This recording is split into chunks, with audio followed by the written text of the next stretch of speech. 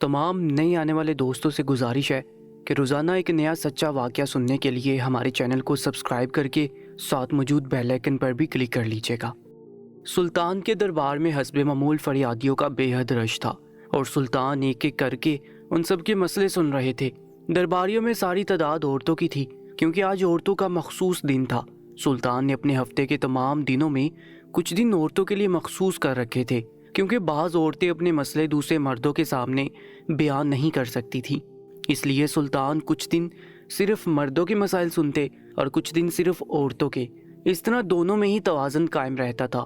उस रोज़ भी औरतों का ही दिन था जिस रोज़ यह अजीबोगरीब वाक़या हुआ। सुल्तान एक औरत को उसके माहाना अखराजात के लिए रकम दे रहे थे कि अचानक बड़े दरबार में चीखती चलाती एक औरत दाखिल हुई। औरत की चीखों पुकार इस कदर ज़्यादा थी कि तमाम औरतें मुड़कर उसकी तरफ देखने लगीं। खुद सुल्तान भी तमाम काम भूलकर हैरानी से उस आने वाली औरत को देखने लगे। ये औरत रोती बिलखती चीखती पुकारती और मजमे की औरतों को चीरती हुई सुल्तान के ऐन सामने आकर बैठ गई और ज़ारों की तार रोने लगी। तमाम औरतें यकदम खामोश हो गई थीं। पूरे दरबार में सिर्फ उस औरत के रोने धोने की आवाज़ सुनाई दे रही थी। वो दुआएं दे रही थी, ए सुल्तान मेरी मदद कीजिए, ए सुल्तान मेरी मदद कीजिए। सुल्तान ने उस औरत की साल को देखा तो बेहद परेशान हो गए और जल्दी से पूछा, ए औरत तुम्हें क्या हुआ है? तुम्हें किस बात का गम है जो तुम इस कदर ज़ारों की तार रो रही हो? और मुझसे तुम्हें कैसी मदद चाहिए? जल्दी बताओ, तुम्हें जो मदद चाहिए सुल्तान और उसका महल तुम्हारी मदद करने के लिए हाजिर है। औरत का रोना बंद होता तो वो कुछ कहती। यूँ लगता था कि उसका कोई गहरा ही नुकसान हो गया है जिसको पूरा करना नामुमकिन है। उसके रोने में इस कदर कुर्ब और दर्द था कि तमाम औरतें भी उसको हमदर्दी से देख रही थी। आखिरकार एक औरत ने आगे बढ़कर उसे संभाला और कहा, बहन रोना बंद करो और सुल्तान जो कुछ पूछ रहे हैं उन्हें बताओ कि आखिर तुम्हारे साथ क्या हुआ है और तुम किस बात की फरियाद लेकर सुल्तान के पास आई हो। फिक्र मत करो, सुल्तान तुम्हारी मदद ज़रूर करेंगे। ये सुनकर औरत को थोड़ा सा हौसला हुआ और उसने अपने रोने और चीखों पुकार पर थोड़ा सा काबू किया। जब वो थोड़ा सा बोलने के काबिल हुई तो वो सुल्तान से कहने लगी, ए सुल्तान किस मुंह से आपको आज के वाक़ये के बारे में बताऊं? मुझे तो खुद शर्म आती है कि कैसे मैं अपने सुल्तान से ये बात कहूं। मेरा एक लौता बेटा है, कुछ अर्सा पहले मैंने उसकी शादी की थी। अब उसके यहाँ बच्चा होने वाला था। हमारे यहाँ तो जैसे ये खुशियों की बहार आने वाली थी। हम सभी उस बच्चे के आने के लिए बेहद पुरुमीद थे। मेरा बेटा दिन रात अपनी बीवी का ख्याल रखता था और मेरी बहू भी अपनी औलाद के लिए दिन रात इंतज़ार कर रही थी। हम लोग इस खुशी के लिए बेकरार थे, लेकिन हमें क्या मालूम था कि एक चुड़ैल हमारी सारी खुशियों को खाने के लिए बेकरार है। मेरा सारा घराना लुट चुका है, मेरे बच्चे की खुशियाँ ख़त्म हो गई। एक चुड़ैल ने मेरी बहू और बेटे की ज़िंदगी बर्बाद कर दी है। सुल्तान ने यह सुना तो बेहद परेशान हो गए। कहने लगे, आखिर तुम क्या बात कर रही हो? आखिर एक चुड़ैल कैसे तुम्हारी और तुम्हारे बच्चों की ज़िंदगी ख़राब कर सकती है? तुम्हारी बहू के साथ आखिर ऐसा क्या हुआ है? तुम पूरी बात खुलकर बताओ। औरत ने अपने आंसू और सिसकियों पर काबू पाया और सुल्तान को अपनी दास्तान सुनाने लगी। उसकी दास्तान में बेहद कुर्ब पोशीदा था और उसका नुकसान वाकई बेहद बड़ा था कि कोई ताकत सिवाय अल्लाह ताला की उसे पूरा नहीं कर सकती थी। और उसके साथ जुल्म करने वाली कोई और नहीं बल्कि उसकी सन्नुफ से ताल्लुक़ रखने वाली एक औरत थी। उसकी दास्तान सुनकर पूरा महल साकित और जामिद हो गया। उसने सुल्तान को बताया कि मेरी बहू हामिला थी और उसके हमल की देखभाल के लिए हम एक दाई को घर लाया करते थे। ये दाई बेहद समझदार और अक्ल वाली है। मेरा बेटा उस दाई की मुखालफत करता था क्योंकि वो ईसाई मज़हब से ताल्लुक़ रखती है, लेकिन मैं इस बात को नहीं मानती थी। मैं हमेशा उसे कहती थी कि इंसान दिल का अच्छा होना चाहिए, चाहे उसका ताल्लुक़ किसी भी मज़हब से हो। लेकिन ईसाई औरत ने तो हमें ऐसा धोखा दिया जिसका हम सोच भी नहीं सकते थे।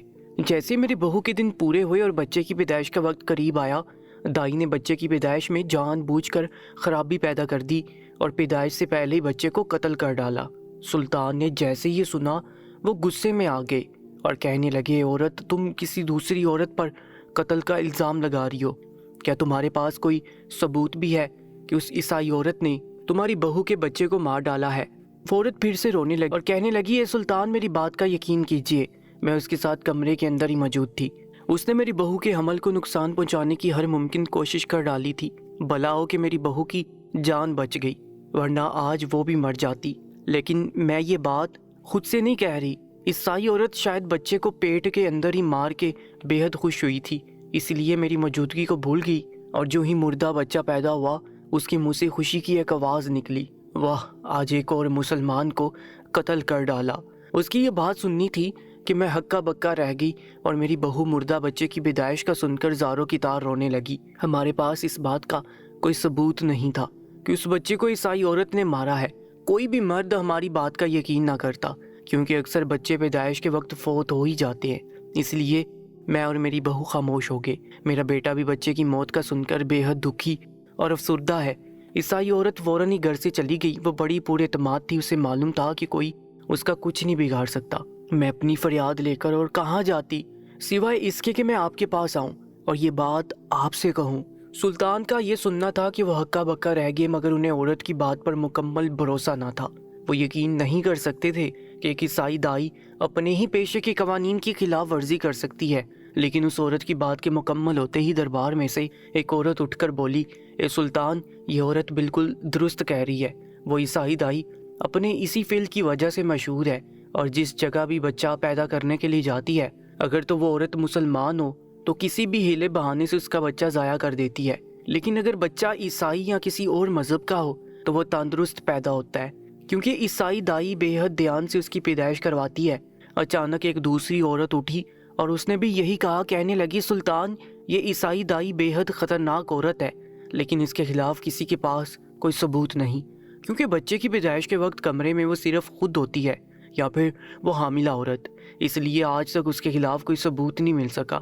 حاملہ عورت کو تو اس وقت اپنا ہی ہوش نہیں ہوتا، لیکن بہت سی ایسی عورتوں نے طبیعت سنبھلنے کے بعد اپنے شوہروں کو اور گھر والوں کو اس بارے میں اطلاع دی تھی، لیکن چونکہ مرد ایسے معاملات سے واقف نہیں ہوتے، انہیں لگتا ہے کہ عورتیں بلا وجہ کے الزامات لگا رہی ہیں۔ آپ سے درخواست ہے کہ اس معاملے کی گہری تحقیق کریں۔ ایک کے بعد ایک عورتیں اٹھ کر یہ بیان دیتی رہیں اور سلطان گہری سوچ میں ڈوب گئے۔ یہ بات واقعی تشویشناک تھی کہ کس طرح ایک عیسائی عورت مسلمانوں کے بچے ضائع کر رہی ہے۔ آخر وہ ایسا کیوں کر رہی ہے؟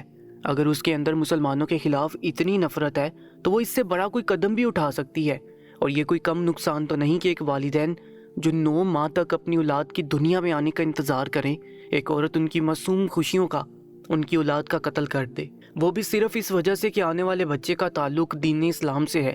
سلطان کے اندر غصے کا ایک طوفان جاگا۔ یقیناً اس عیسائی دائی کا انجام اب برا ہونے والا تھا۔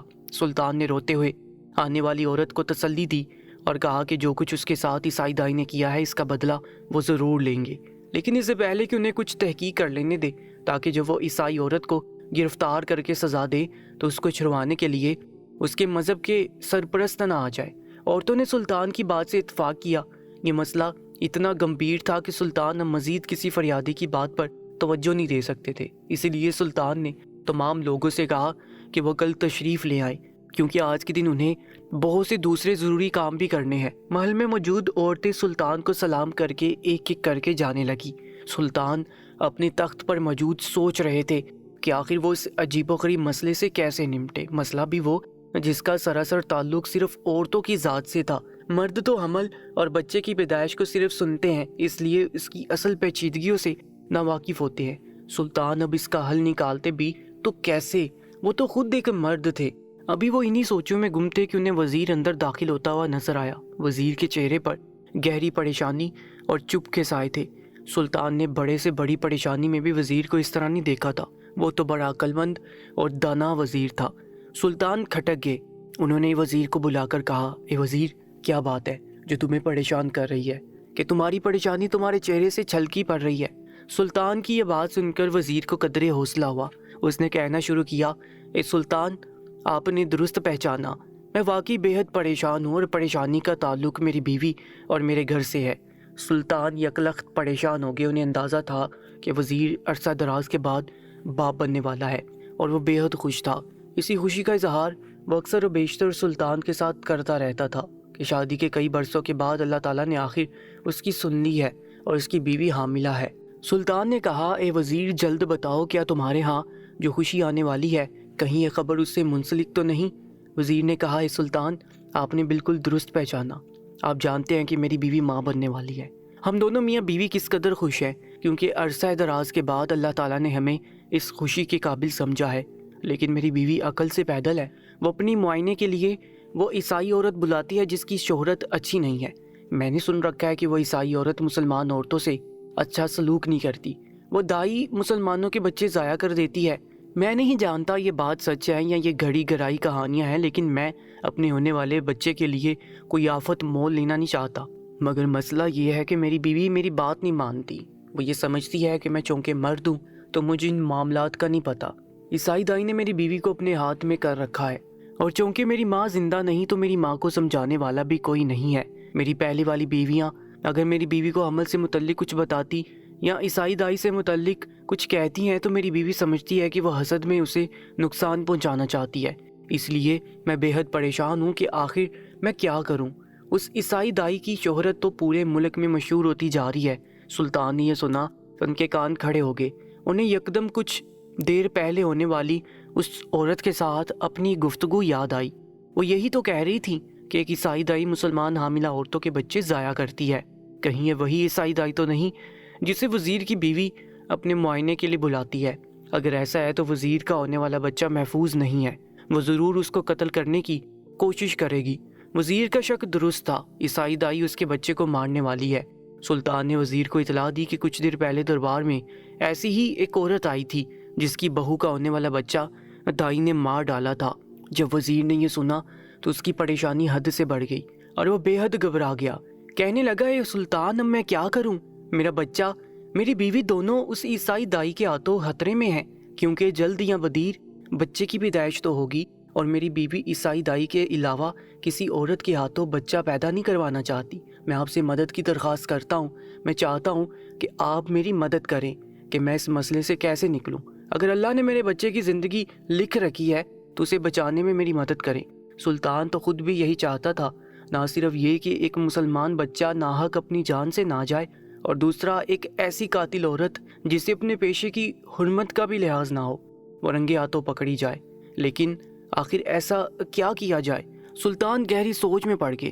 انہوں نے وزیر کو تسلی دی اور کہا کہ وہ فکر مت کرے، جلد ہی اس مسئلے کا حل وہ نکال لیں گے.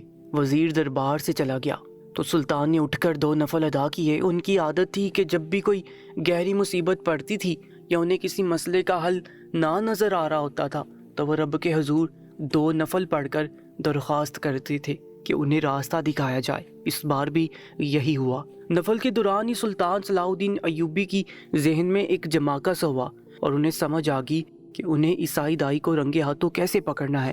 ترکیب کے ذہن میں آتے ہی سلطان مطمئن ہو گئے.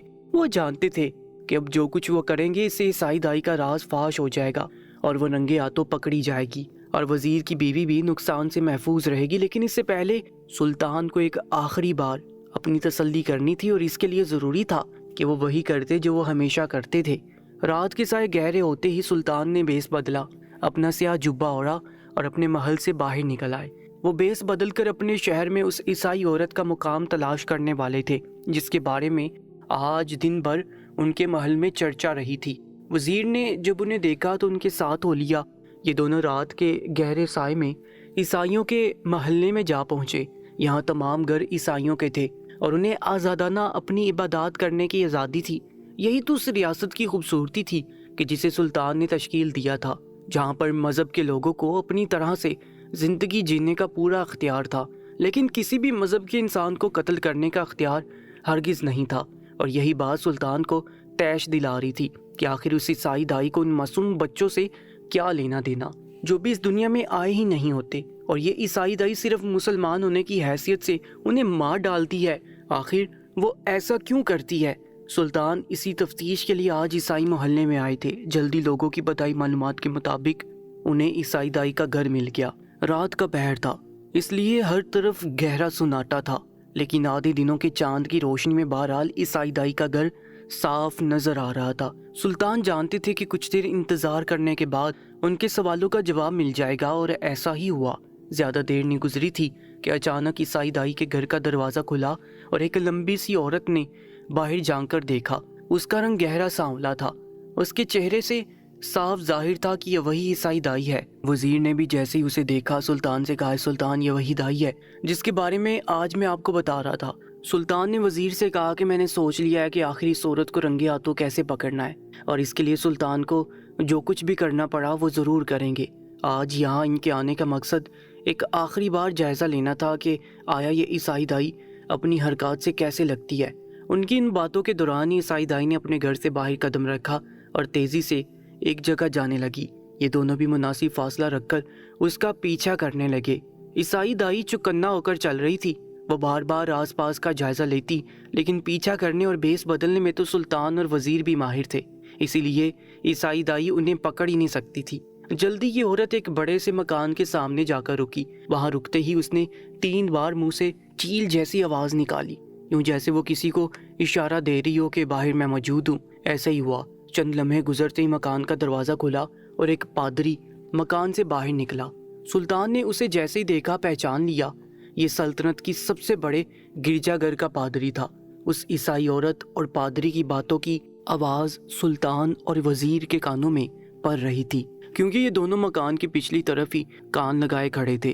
ان دونوں کی باتیں سن کر سلطان اور وزیر کے تو رونگٹے ہی کھڑے ہو گئے۔ آخر کیا نفرت تھی ان عیسائیوں کے دل میں مسلمانوں کے لیے، اس بات کا پتہ سلطان کو چل ہی گیا۔ جب عیسائی دائی نے پادری سے کہا، آپ فکر نہ کریں، پورے شہر میں میرے علاوہ کوئی قابل دائی موجود نہیں ہے، اور میں ہر مسلمان عورت کے ہاں ہونے والے بچے کو مار ڈالتی ہوں۔ آج میں نے ایک بچے کو قتل کیا ہے، اور اب وہ عورت دوبارہ ماں بھی نہیں بن سکتی۔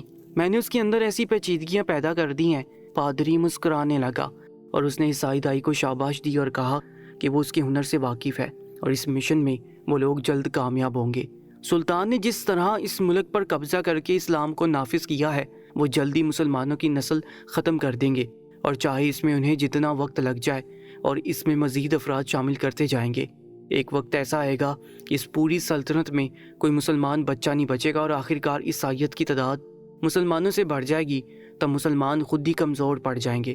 عورت نے پادری کو بتایا کہ کل یا پرسوں وزیر کے گھر بھی بچے کی پیدائش متوقع ہے، اور چونکہ وزیر کا سیدھا تعلق سلطان سے ہے، اس لیے وہ وزیر کو سبق سکھائے گی اور اس کے بچے کو بھی مار ڈالے گی، اور اس کی بیوی کے ساتھ ایسی پیچیدگیاں پیدا کر دے گی کہ وہ آئندہ کبھی ماں ہی نہ بن سکے۔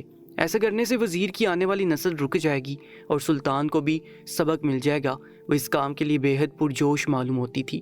جیسے ہی وزیر کے ہاں بچے کی پیدائش کا سنا، پادری بھی پرجوش ہو گیا، اور اس نے عورت سے کہا کہ اس بار اسے دھیان سے کام لینا ہے، کیونکہ سلطان بہت چلاک انسان ہے۔ اگر اسے ذرا بھی بھنک پڑ گئی کہ عیسائی دائی بچے ضائع کرتی ہے تو وہ کچھ نہ کچھ ضرور کر لے گا۔ عیسائی دائی نے کہا کہ فکر ہی نہ کریں، وزیر کی بیوی مکمل میرے اختیار میں ہے، اور جیسا میں کہتی ہوں وہ ویسا ہی کرتی ہے۔ سلطان ہمیں پہنچ ہی نہیں سکتا۔ اپنی بات مکمل کر کے یہ عورت پادری سے رخصت ہو کر اپنے گھر کی جانب چل دی۔ پادری بھی اندر چلا گیا، اور سلطان اور وزیر کے تو وہاں کھڑے رہنے کی اب کوئی وجہ نہیں بچی تھی۔ ان کے قدم من بھر کے ہو رہے تھے، کیونکہ جو کچھ انہوں نے سنا تھا اس کے بعد انہیں آنے والے وقت کے سائے اپنے سر پر منڈلاتے ہوئے محسوس ہو رہے تھے۔ لیکن سلطان بھی آخر سلطان تھا، اور جو کچھ انہوں نے سوچ رکھا تھا اس پر عمل کرنے سے اس عیسائی عورت کے ساتھ کیا ہونے والا تھا وہ خود بھی نہیں جانتی تھی۔ محل واپس آتے ہی سلطان نے شاہی طبیب کو اپنے پاس بلایا۔ یہ شاہی طبیب حکمت کا کام بھی کرتا تھا۔ سلطان نے اس بوڑھے حکیم کو ایک خاص قسم کا مشروب بنانے کا حکم دیا، ایسا مشروب جس کی خوشبو سے انسان اسے پینے کے لیے مجبور ہو جائے۔ لیکن اس کی جو خصوصیات سلطان نے حکیم کو گنوائی، بوڑھا حکیم سن کر سر ہلانے لگا، کہنے لگا، اے سلطان، اگرچہ کہ ایسا مشروب بنانا بے حد مشکل ہے، لیکن میری سالوں کی ریاضت اور مشقت کی وجہ سے میں اسے بنا سکتا ہوں۔ آپ فکر ہی مت کریں کہ میں جلد ہی آپ کی خواہش کے عین مطابق یہ مشروب بنا کر آپ کی خدمت میں پیش کر دیتا ہوں۔ بوڑھا حکیم بادشاہ کو یقین دلا کر چلا گیا، اور بادشاہ ایک کام سے مطمئن ہو گئے، لیکن ابھی انہیں بہت سے کام باقی تھے۔ ذرا ہی دیر بعد سلطان نے ایک خاص کنیز کو اپنے دربار میں بلا لیا۔ رات کی اس پہر جو پورا محل خالی تھا، سب اپنے اپنے کمروں میں گہری نیند سو رہے تھے۔ سلطان کی آنکھوں سے نیند کوسوں دور تھی۔ پہلے حکیم اور اب یہ کنیز، وہ یقیناً کچھ بڑا ہی سوچ رہے تھے۔ کنیز کی آنکھیں نیند میں ڈوبی ہوئی تھی، لیکن سلطان کے حکم کو وہ ٹال نہیں سکتی تھی۔ وہ آئی اور اس نے آتے ہی سلطان کو سلام کیا اور کہنے لگی، ہے سلطان، آپ نے مجھے رات کی اس پہر جس بھی کام سے یاد کیا ہے، اس کام کو کرنے کے لیے میں حاضر ہوں۔ سلطان نے جب یہ سنا تو کہنے لگی، کنیز میں معذرت چاہتا ہوں کہ رات کی اس پہر میں نے تمہاری نیند خراب کی، لیکن ایک بے حد ضروری کام آن پڑا ہے۔ کل کا روز وزیر کی زندگی کے لیے بے حد اہم ہے اور کل وزیر کے ہاں بچے کی پیدائش متوقع ہے۔ میں چاہتا ہوں کہ اس پیدائش کے موقع پر تم وزیر کی بیوی کے ساتھ رہو اور جو کچھ میں تمہیں کہوں تم وہی کرو۔ کنیز یہ سن کر حیران رہ گئی، کہنے لگی، یہ سلطان، آپ جانتے تو ہیں وزیر کی بیوی کس قدر نک چڑھی ہے، لیکن جو خود حکم آپ مجھے دیں گے میں اسے ضرور پورا کروں گی۔ اس کے بعد سلطان نے اس خاص کنیز کو کچھ ہدایات دی۔ کنیز سلطان کی بات سن کر حیران رہ گئی، اس کی آنکھیں پھٹی کی پھٹی رہ گئی، لیکن سلطان کی بات ماننا اس کے لیے مجبوری تھی، وہ انہیں ٹال نہیں سکتی تھی کیونکہ سلطان اس پر خاص اعتماد کرتے تھے۔ کنیز نے سلطان کی بات مکمل ہوتے ہی کہا، اے سلطان، آپ فکر ہی مت کریں، آپ جیسا چاہتے ہیں ویسا ہی ہوگا۔ کل کا دن وزیر کی بیوی اور اس عیسائی دائی کے لیے بے حد اہم ثابت ہوگا۔ میں وہاں آپ کی اعلی کار بن کر وہ سب کروں گی جو آپ نے مجھے کرنے کے لیے کہا ہے۔ کنیز کی یہ بات سن کر سلطان مسکرانے لگے، وہ جانتے تھے کہ یہ بے حد قابل کنیز ہے، وہ اس سے پہلے بھی اس سے کئی کام لے چکے تھے اور کل کا دن تو بے حد اہم تھا۔ ایک مسلمان کی جان جانے سے بچانی تھی اور ایک قاتل کو رنگے ہاتھوں پکڑنا تھا، اس کے لیے سلطان اس جیسی قابل کنیز پر ہی بھروسہ کر سکتے تھے۔ کنیز سلطان سے رخصت لے کر چلی گئی۔ صبح ہونے میں بس چند ہی گھڑیاں باقی تھیں، لیکن نیند سلطان کی آنکھوں سے کوسوں دور تھی۔ سلطان نے 2 نفل نماز ادا کیے اور رب سے اپنی کامیابی کی دعا کی۔ وہ بےتابی سے صبح ہونے کا انتظار کر رہے تھے۔ جلدی صبح کا سورج طلوع ہو گیا۔ آج کا دن سلطان، وزیر اور اس کی بیوی اور خاص کر اس عیسائی دائی کے لیے بے حد خاص ہونے والا تھا۔ آج وہ سب کچھ ہونے والا تھا جو شاید اس پوری سلطنت میں اس سے پہلے کبھی نہ ہوا ہو۔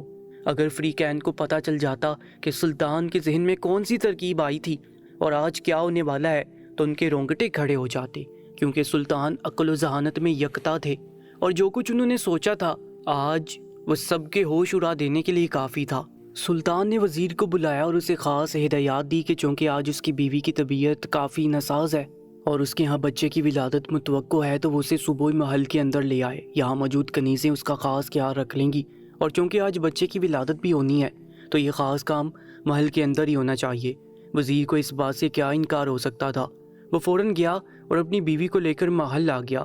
وزیر کی بیوی پورے دنوں سے حاملہ تھی اور آج اس کے ہاں بچے کی پیدائش بھی متوقع تھی، لیکن وہ سلطان کے ہاں آنے پر ناخوش محسوس ہو رہی تھی۔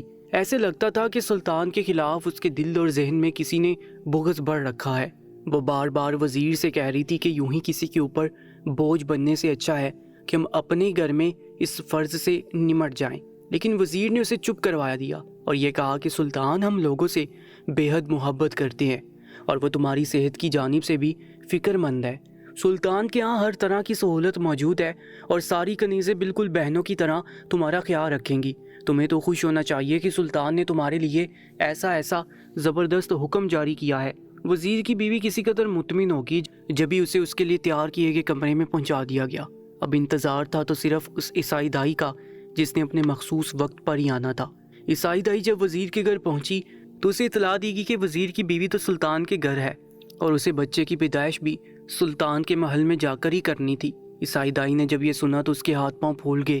جتنا مرضی وہ خود کو پورے اعتماد ظاہر کرتی، وہ سلطان سے خائف رہتی تھی، کیونکہ پوری سلطنت میں سلطان کے جاہ و جلال کے قصے مشہور تھے اور سلطان کو دھوکہ دینا آسان نہیں تھا۔ عیسائی دائی نے جب چاہا کہ وزیر کی بیوی کو واپس بلوا لیا جائے، لیکن وزیر تو پہلے سے ہی عیسائی دائی کے خلاف تھا، اس لیے اس نے اسے ذرا بھی اہمیت نہ دی اور کہنے لگا، اگر تم بچے کی پیدائش کے لیے محل میں نہ گئی تو میں سپاہیوں کو بلا کر تمہیں گرفتار کروا لوں گا، کیونکہ حمل کے پورے وقت میں تم ہی میری بیوی کا معائنہ کرتی رہی ہو اور ایسے وقت میں اگر تم بچے کی پیدائش سے انکار کرو گی تو میں تمہیں آزاد رہنے نہیں دوں گا اور تمہیں اس کا خمیازہ بھگتنے پر مجبور کر دوں گا۔ عیسائی دائی نے جب یہ سنا تو اس کے دانتوں تلے پسینہ آ گیا۔ اس بار کھیل اتنا آسان نہ تھا جتنا کہ وہ سمجھ رہی تھی۔ یہ وزیر کی بیوی کا بچہ تھا جسے مارنے کے لیے آج وہ یہاں موجود تھی، اس لیے اسے ہر قدم پھونک پھونک کر رکھنا تھا اور کسی پر بھی یہ ظاہر نہیں ہونے دینا تھا کہ وہ وزیر اور سلطان سے نفرت کرتی ہے اور آج اس کی نسل کو ختم کر دینا چاہتی ہے۔ دائی نے وزیر سے کہا کہ وہ پریشان نہ ہو، اس کی بیوی جہاں پر بھی موجود ہے وہ خوشی خوشی وہیں پر جا کر بچے کی پیدائش کر دے گی۔ جگہ سے کیا فرق پڑتا ہے، آخر تجربہ اور قابلیت تو دائی کے اپنے ہاتھوں میں ہے۔ اس نے جب اپنی بات مکمل کر لی تو وزیر 2 سپاہیوں کے ہمراہ اسے لے کر محل کی جانب چل پڑا۔ محل سے مسلسل وزیر کی بیوی کی خراب طبیعت کی اطلاعات آ رہی تھی اور جلد عیسائی دائی کو بلائے جانے کا مطالبہ بھی کیا جا رہا تھا۔ وہ عیسائی عورت محل کے اندر پہنچی اور محل کی شان و شوکت کو دیکھ کر حیران رہ گئی۔ ایک مسلمان بادشاہ کے ایسے ٹھاٹ بار، اس کے اندر حسد کی ایک تیز آگ جلی، لیکن سامنے سے آتے سلطان کو دیکھ کر اس کے ہوش اڑ گئے۔ سلطان اپنے پورے جاہو جلال کے ساتھ اس کے سامنے آ گئے تھے۔ وہ چاہ کر بھی اس کا سامنا کیے بغیر نہیں رہ سکتی تھی۔ یہ وہی سلطان تھے جس کے خلاف نفرت میں وہ جل رہی تھی۔ سلطان نے اس عورت سے کہا، اے مسیحی عورت، میں تمہاری بے حد عزت کرتا ہوں اور میں نے تمہاری قابلیت کی بہت تعریفیں سن رکھی ہے۔ آج تمہاری قابلیت کا امتحان ہے۔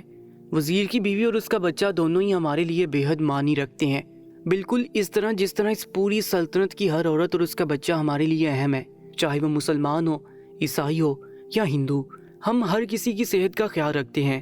سلطان نے عیسائی دائی سے کہا کہ وہ بے حد دھیان سے بچے کی پیدائش کرے اور اسے کوئی نقصان نہیں پہنچنا چاہیے۔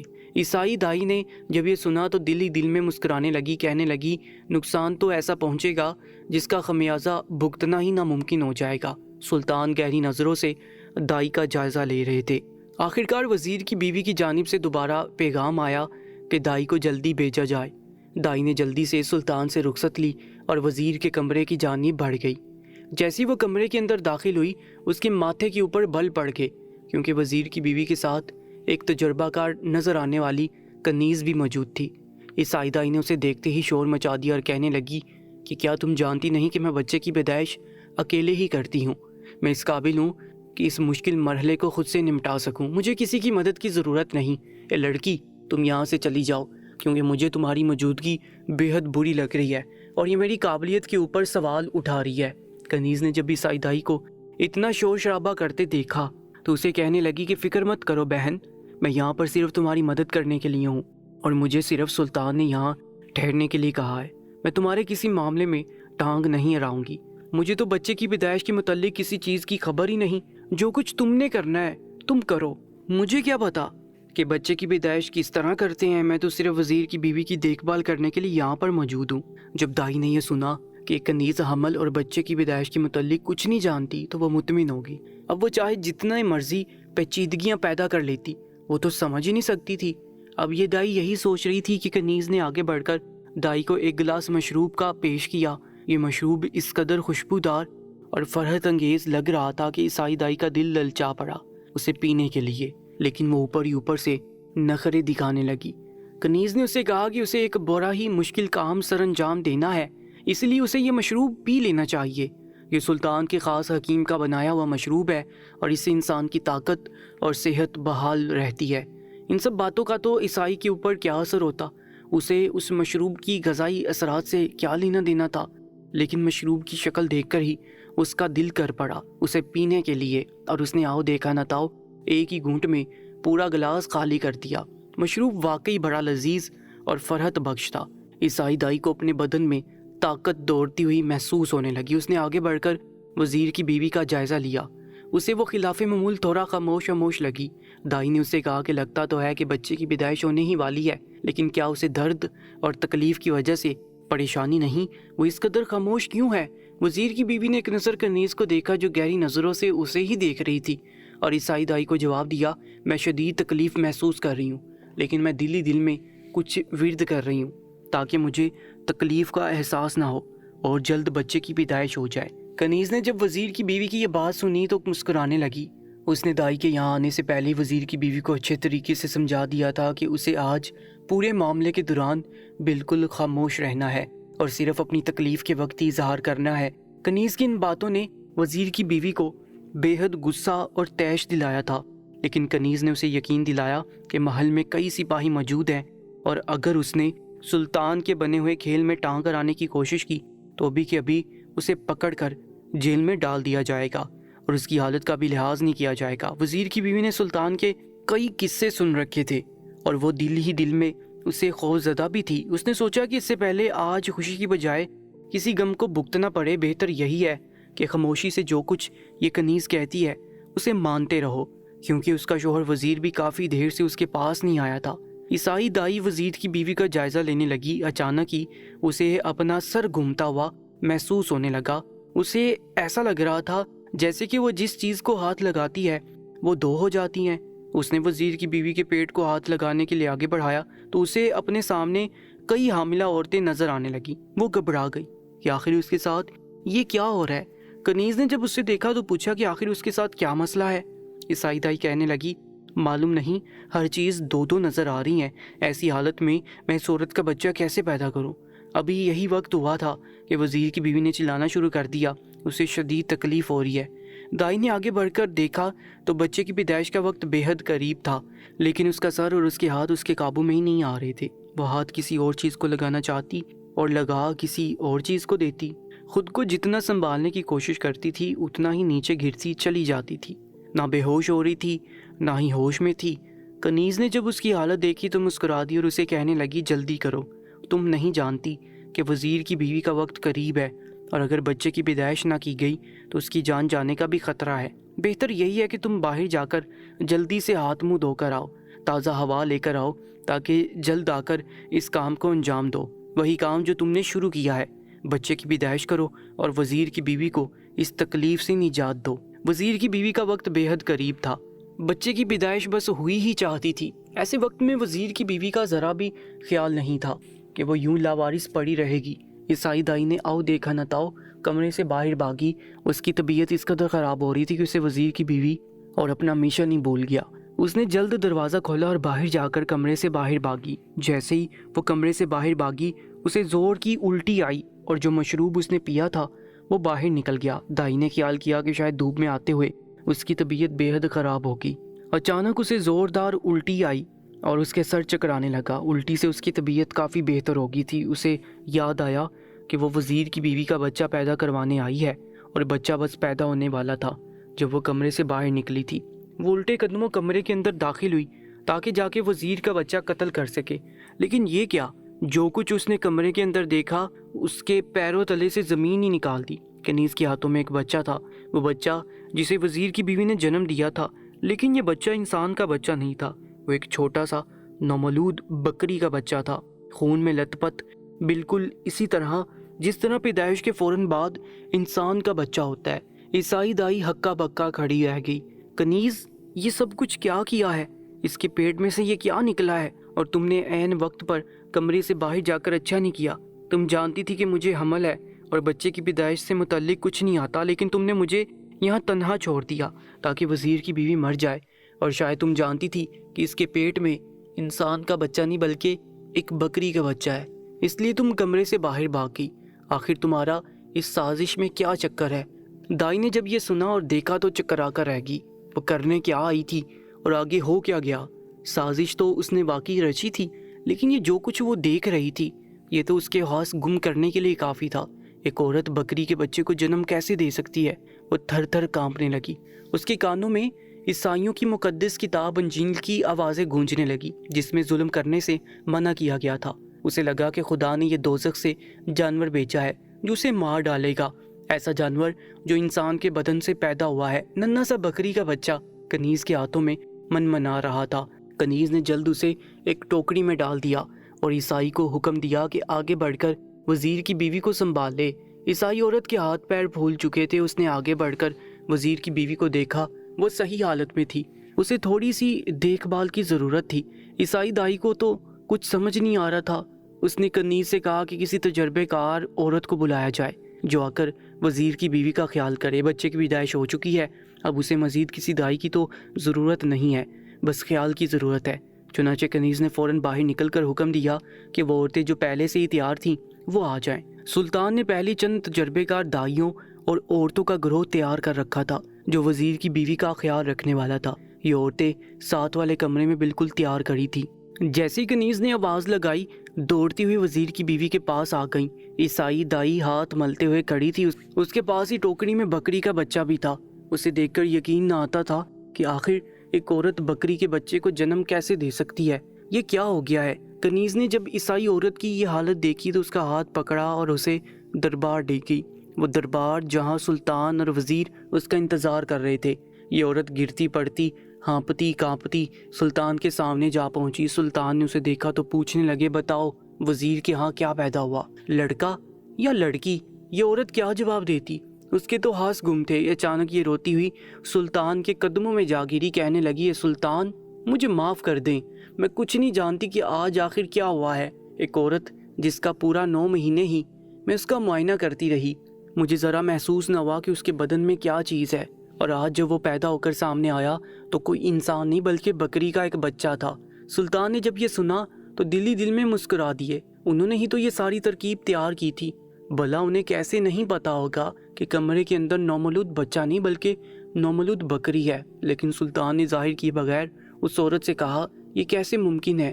کیا وہ کوئی نیا جھوٹ گھڑ رہی ہے، یا اس نے وزیر کے بچے کو پیدا ہوتے ہی مار ڈالا ہے یا اغوا کر لیا ہے جو وہ یہ کہہ رہی ہے کہ وزیر کی بیوی نے بکری کے بچے کو پیدا کیا ہے؟ سلطان نے اسے کہا، اے عورت، اگر تو یہ سمجھتی ہے کہ مجھے اور وزیر کو بے وقوف بنا لے گی تو تیرا خیال غلط ہے۔ جلد بتا کہ آخر کمرے کے اندر کیا ہوا تھا۔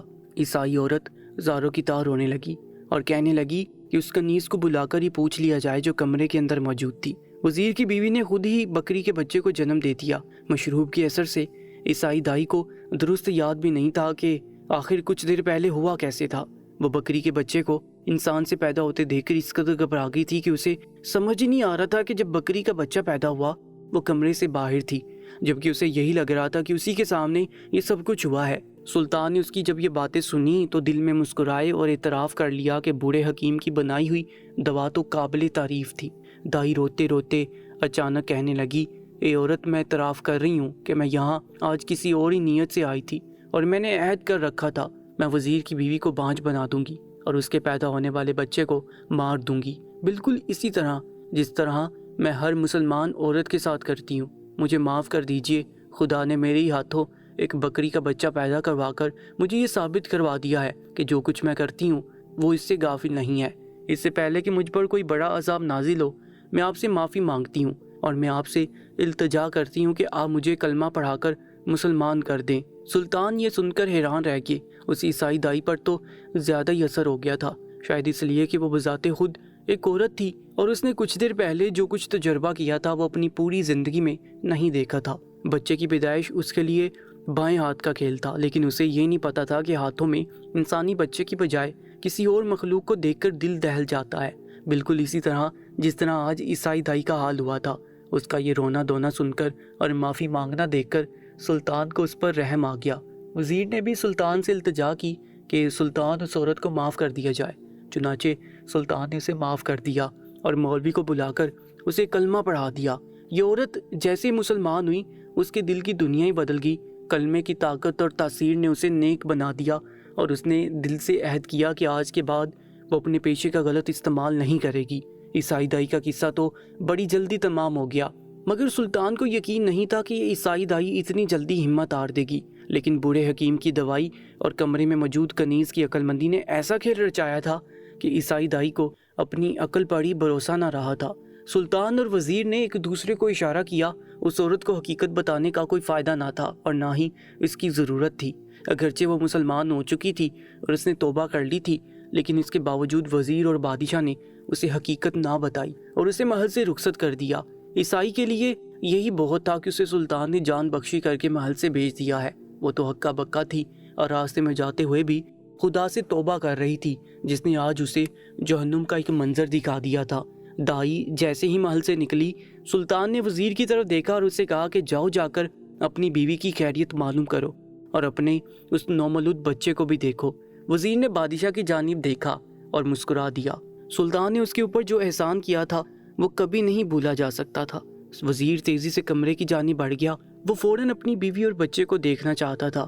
اس کے جاتے کنیز جو محل میں اس لیے بلائی گئی تھی کہ وزیر کی بیوی کے ساتھ کمرے میں موجود رہے، مسکراتی ہوئی سلطان کے سامنے آئی اور کہنے لگی، اے سلطان، جو کچھ آپ نے کہا تھا میں نے بالکل ویسا ہی کیا۔ جو ہی مجھے لگا کہ وزیر کی بیوی کا وقت قریب ہے اور بچہ بس پیدا ہونے والا ہے تو میں نے عیسائی عورت کو باہر بھیج دیا۔ شربت کے اثر سے وہ ویسے ہی بے حال ہو رہی تھی اور وہ نہیں جانتی تھی کہ مجھے دائی کا کام آتا ہے اور میں بآسانی بچے کی پیدائش کر سکتی ہوں۔ جیسے وہ باہر نکلی، میں نے وزیر کی بیوی کی مشکل آسان کر دی اور اس کے ہاں ایک خوبصورت بیٹی نے جنم لیا۔ میں نے خفیہ راستے سے اس نومولود بچی کو دوسرے کمرے میں موجود دائی کے حوالے کر دیا اور خود وزیر کی بیوی کو دیکھا جو بالکل صحت مند تھی۔ جب میں اس کی جانب سے مطمئن ہو گئی تو میں نے خون میں لتھڑا وہ بکری کا بچہ جو آپ نے مہیا کیا تھا وہ اپنے ہاتھوں میں اٹھا لیا۔ اسی سمے یہ عیسائی دائی بھی کمرے کے اندر داخل ہوئی، اور چونکہ وزیر کی بیوی درد سے کرا رہی تھی تو اسے لگا کہ اس کی بیوی نے اس بکری کے بچے کو جنم دیا ہے۔ دوا کے اثر سے اس کی عقل ویسے ہی معاف ہو رہی تھی، اس لیے اسے گھبراہٹ ہونے لگی اور یہ حقیقت کو جان ہی نہیں پائی۔ اس شاندار ترکیب کو سوائے آپ کے اور کوئی نہیں سوچ سکتا تھا۔ کنیز کی تعریف سن کر سلطان مسکرانے لگے اور کہنے لگے کہ بے شک مرد عورتوں کے معاملات سے واقف نہیں ہوتے، لیکن درست چال چلنے کا ہنر مردوں کو خوب آتا ہے، اور جہاں پر کسی مظلوم کی جان بچانے کی بات ہو تو اللہ تعالیٰ بھی ضرور مدد فرماتے ہیں۔ سلطان خوش تھے کہ وہ آج ایک بار پھر سرخرو ہوئے اور وزیر ایک خوبصورت بیٹی کا باپ بن گیا، اور عیسائی دائی جو کہ اپنی نفرت میں اندھی تھی آج اسے بھی کلمہ پڑھنے کی توفیق مل گئی۔ یہ سب کچھ اس لیے ہوا کیونکہ سلطان نے اس پر تیش کی بجائے عقل اور ذہانت سے کام لیا تھا۔ دوستو، روزانہ ایک سچا اور سبق واقعہ سننے کے لیے ہمارے یوٹیوب چینل کو سبسکرائب کر لیجیے گا تاکہ ہماری تمام نئی ویڈیوز آپ تک بر وقت پہنچتی رہیں۔